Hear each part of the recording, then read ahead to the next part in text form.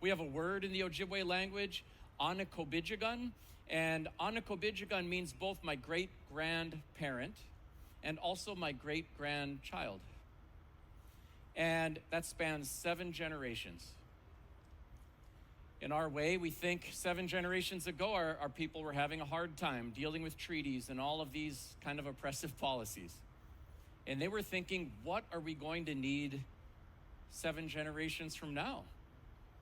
And they thought we'd need some land, we'd need some clean water, we'd need community, family, we'd need each other, our language and our culture. And they did everything they could to make sure that we would have those things.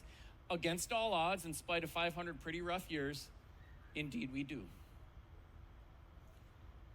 When I stand here today thinking about what will our future generations need 7 generations from now, when nobody knows my name no matter how many books I write, truly, I think they will need the very same things. And so I've devoted my life to our language, our culture, our families, and our communities. And I believe that these things are at the heart of healing.